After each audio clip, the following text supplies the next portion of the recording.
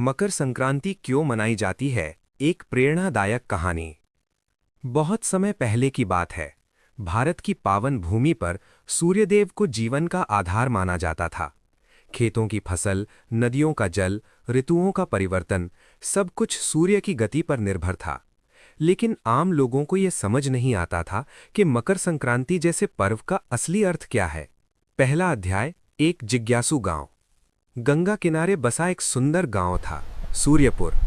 इस गांव में हर साल मकर संक्रांति बड़े धूमधाम से मनाई जाती थी। तिल के लड्डू बनते, खिचड़ी पकती, बच्चे पतंग उड़ाते, लोग गंगा स्नान करते। लेकिन उसी गांव में रहता था एक बालक, आरव। आरव बहुत समझदार था।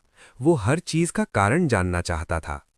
एक दिन उसने अपने दादाजी से पूछा, दादाजी, हम मकर संक्रांति क्यों मनाते हैं?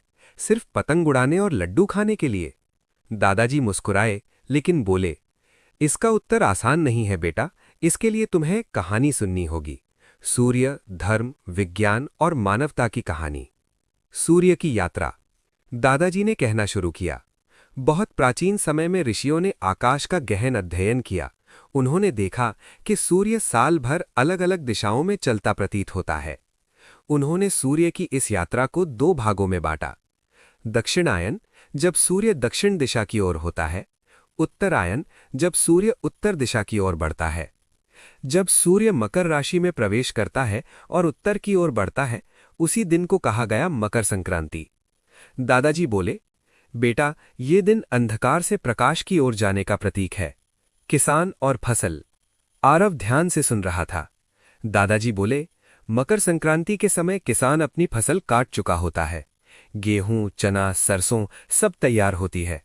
किसान सूर्यदेव को धन्यवाद देता है, क्योंकि सूर्य ने फसल को पकाया, ठंड कम होने लगती है, नई ऋतु की शुरुआत होती है।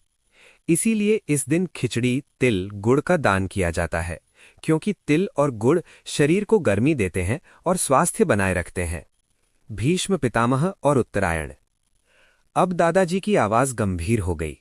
उन्होंने कहा, महाभारत में भीष्म पितामह को इच्छा मृत्यु का वरदान था। वे युद्ध में घायल होकर शरशैया पर पड़े थे, लेकिन उन्होंने मृत्यु नहीं चुनी। क्यों? क्योंकि वे उत्तरायण की प्रतीक्षा कर रहे थे। जब मकर संक्रांति आई, सूर्य उत्तरायण हुआ, तब भीष्म पितामह ने शरीर त्यागा। दादाजी बोले, इसलिए मकर संक्रांति को मोक्ष और शुभ समय का प्रतीक माना जाता है। स्नान का रहस्य। आरव ने पूछा, और लोग इस दिन गंगा में स्नान क्यों करते हैं? दादाजी बोले, मान्यता है कि इस दिन देवता पृथ्वी पर आते हैं। गंगा